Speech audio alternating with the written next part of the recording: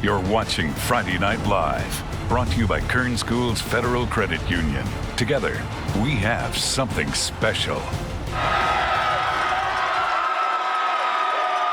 Pat Riot Crew is really into it, huh? I know. The Riot Crew was ready for playoffs, and so were we. Welcome into Friday Night Live. I'm Carrie Osip alongside Matt Lively for what was week 13 of the football season. Yeah, last week we saw some epic upsets, Arvin. Hey. And monumental wins. Foothill, you guys get it? I was coughing. So what did we have in store this week? Much more, Matt. Well, we start with our Friday Night Live game of the week. The number 3 Liberty Patriots hosting number 11 Clovis West, a rematch, a team they knocked off earlier this season. Could they do it again? Let's get to those highlights. The Patriots are going to be running into Valley quarterfinals like they mean it, and Brian Nixon is happy about it. Hayden Mann, though, starting quarterback out following a knee surgery. The next man up mentality. So quarterback Carson Woods, a sophomore, he's in. Big time drive and play here in the first. Woods finishes it up with a beaut throw here to Jason Oliver.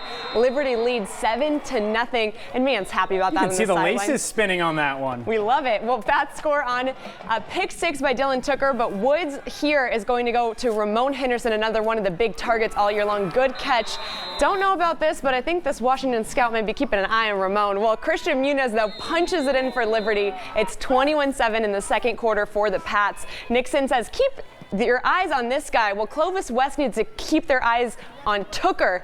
They shouldn't have kicked to him. He caught it by the 20-yard line, and Tooker takes off, gets through everybody. Liberty takes a 28-14 lead into half, and number 3 ain't done yet.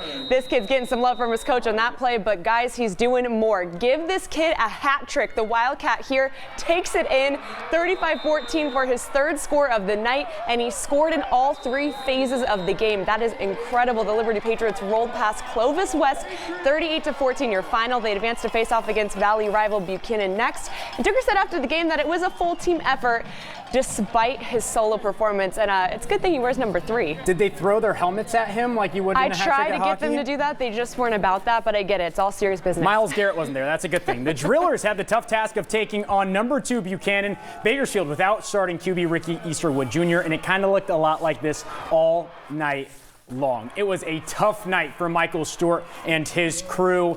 The Drillers, their season comes to an end as they fall 43-7. And now those Bears facing the Patriots. Well, number 8 Ridgeview playing at number 1 Central, also in Division 1. Head coach Rich Cornford rocking the shorts on this cold November night. Opening drive for the Grizzlies. James on Silva to Jeremiah Hunter. Cal commit. Wide receiver makes a play. That's a man. 7-0 Central. That's why he's committed to Cal right there. Well, later Ridgeview's offense trying to get going. This is Justin Henzo. He's going to air it out big time. He's got the big arm for the Wolfpack, but tight coverage. It's incomplete. Central, the top seed for a reason. They beat Ridgeview tonight 56-10. So Liberty are only team left in Division 1. Yikes, but they're not the only team. Right, Central, my goodness. Yeah, and they're not the only team, though, to lose tonight. We got some more sad news for Kern County, but hey, we're getting to those Garces Rams. They pulled out an upset in week 1, going to Frontier and blowing out the Titans 37-7. Tonight was the matchup. It was much tougher, taking on the 1 seed in Division 2. They hit the road to take on Hanford, a team who went undefeated in the regular season. They also had a bye week last week, so they were well rested. Yeah, but our seedings did not help our teams. Paul Gola has had so much success in the postseason during his career. He was looking to continue it tonight with the Rams against a tough team, though. We pick it up in the 3rd quarter. Hanford with the ball. Brandon Ramirez makes a 25-yard dash before he's tripped up near the end zone. And then 4th and goal, Hanford gets in for the score. They're up 19-14. It was a shot for the Rams. Garces with the ball now, and it's fumbled, giving Hanford another chance for a touchdown. The Billups rejoice. The Bullups rejoice at the 5-yard line. Kaysen Whitney, dives into the end zone to secure the touchdown. The Rams go down to the Bullups by a score of 33-20. They're the Bullpups. The Bullpups. Cuter name. Now to Stockdale at San Joaquin Memorial. Coach Brett Shelton, they're looking on. Rosters aren't really working on Max Press for us, so we are going to try to get you the names here. But this, of course, is Jack Kaiser. He scores for Stockdale. 21-7 San Joaquin Mustangs go for the onside kick. They recover it. things are looking up for the Stings. Ensuing drive, Jacob Jones, though, he would punch it in for the Mustangs. We know that guy. Missed extra point, makes it 21-13. And then the ensuing kickoff recovered again by the Mustangs. That's a good call on their part, trying to tie it up before the break, though. Jack Kaiser here, he's looking for a guy, scrambles as he does, tries to make the play, but it is knocked down. Sam Joaquin Memorial, that is intercepted. The ball's in his hands, whoever that is.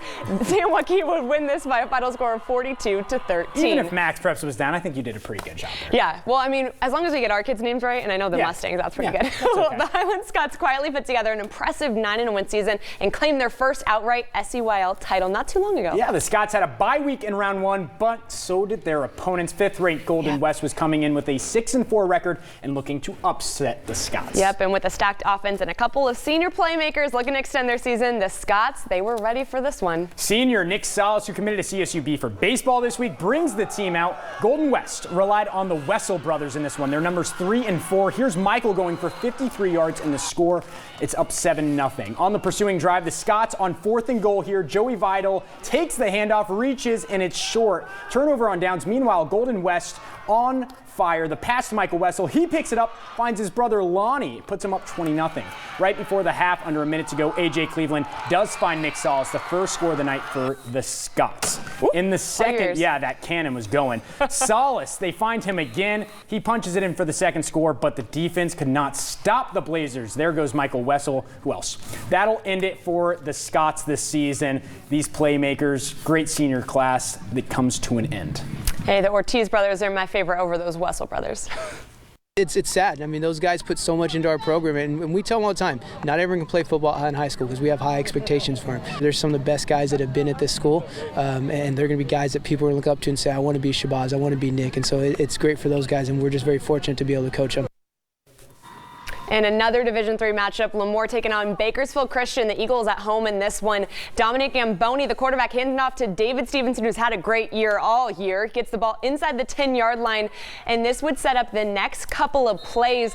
But it's going to be another familiar connection. Gamboni and Stevenson again here. Easy run into the end zone for Stevenson this time. Eagles up 7-0 in the first. Later in that quarter, it's Tigers ball now. Pass, though, is going to be picked off by Stevenson. Almost missed it because that was so tricky. He gets the ball pick 6. He's scoring on offense and defense. Eagles still ahead 21-0. But a little scuffle quickly ensues between several players. Flags being thrown everywhere, leading to ejections of 4 players in total, including Ben Urasic of BCHS. Despite all that, the Eagles went on to beat the Tigers 49-7. We'll have to see if the Eagles can appeal that and get Ben back for next week. That's important. It is a 1-game suspension, so that is not who the Eagles want to lose. No, that's their leader on the team. Well, we have plenty of more games to get to, including the Chavez Titans hitting the road to take on Porterville. You're going to want to stick around for next.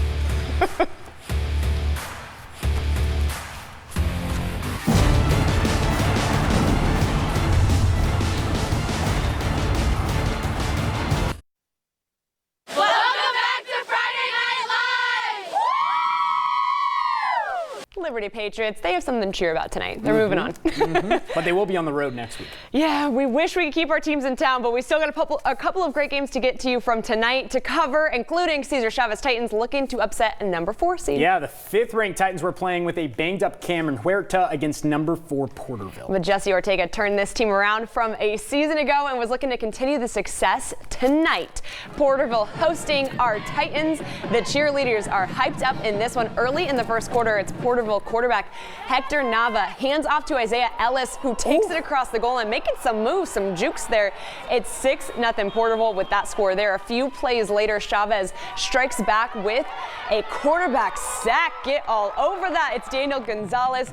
That is a big bang play, just like these drums. Then late in the first, it's Porterville's Nava with a nice pass to Giovanni Cardenas, who was waiting in the end zone for that one. Perfect pitch, 12-0 Porterville. The Titans fall in tonight to the the Panthers 40-6, your final. Sticking with Division 4, the number 6 Kennedy Thunderbirds taking on number 3 Templeton. Kennedy touchdown run right here by Avian Passina. That would put the Thunderbirds on the board. And then Tyler Kashui, he came in with 39 touchdowns, a long one here. And at that point, It was 21-7 Templeton. Look at him go. There's a reason that he had 39 scores on the season, going all the way. But Kennedy would respond with a long run by number 21 Ricardo Solorio to set them up. The drive would be capped off by a touchdown run by Anthony Ontiveros. 21-14, the Thunderbirds ended up soaring past them 28-21. We love to see a team staying in it. In our final Division 4 matchup, Wasco taking on the Bears. Selma went on to win this one 42-7. Meantime, the North Stars fell to Washington Union. Richie Bolin did so much, but they lose tonight 42-7. And in the lone D5 game, Arvin playing against Strathmore. The Bears coming off a big win over Shafter, but they fall 42-21. Edgar Mares and that team is done. Congrats, though, on a great season overall. Well, let's head to Division 6, where we had a couple of teams still in the running. Yeah, one of those teams being the Cal City Ravens, who earned the 2nd seed this year, and they hosted the Sierra Pacific Golden Bears. Football night beneath the moon in Cal City. Great shot by our photog, Tarek. As the Ravens take on Sierra Pacific. Second quarter, Cal City near the 15. Quarterback Quamaine Ross takes the snap and runs it, dodging into defenders. You think he's going to go down. Nope. See ya spin. My goodness, if I had a controller in my hand playing Madden, I couldn't have done it. I felt like that's what we were watching. Yeah, Ravens touchdown. Later in the second, Sierra Pacific makes a rush attempt, but it gets stripped by Cal City's Khalil Micklin. The Ravens gain possession. And now, with Cal City on offense, Jeremiah Neal at QB this time. The receiver, none other than Quamaine Ross. He scores again for Cal City. Those Ravens rolling on 18-6.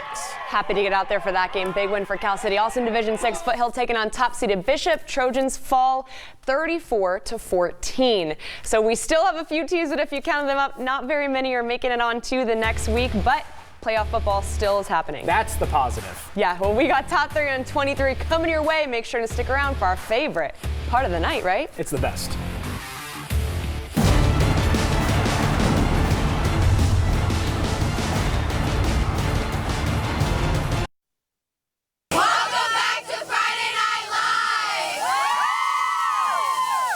Last week we had a cheerleader duck out of the way. I was of that say, shot. you get a little close, Matt. Well, it's like the NFL style. Okay. Now to our favorite part of the show. We're going to go a little closer on our top favorite plays of the night. Starting with number 3, we're going back over to Liberty, and we got to give him number 3 because he wears number 3. This is Dylan Tooker. Now you see him, now you don't. Don't know how he made it out of here, but he just wanted to score 3 touchdowns. He got it on offense, defense, Matt, and special teams. My goodness. Love it. All right, tricking our camera here on number 2. David Stevenson picks this ball off. Wait, where'd the ball go? Oh, there it is in the end zone. BCHS absolutely rolls in this one. And the top play of the night, we're giving it to Cal City. Ravens quarterback Quamaine Ross takes the snap and he runs with it, breaking several tackles to get the jukes, the moves, ripping the jersey. You can't bring that guy down because he's in the end zone. Ravens having a big time win in the quarterfinals. We love that. Well, Matt, we only have a few teams left next week, but we're going to make sure we'll be at those games for sure. But hopefully some good luck for Kern County next week. Yeah. Semifinals. 4 or 5 teams still in the mix? Yep, and semifinals of the Valley Championship. So we're close. We're close to a Valley title here. Yeah, we love to see it. But anyway, thank you as always for joining us for Friday Night Live. We will see you guys next week, week 14.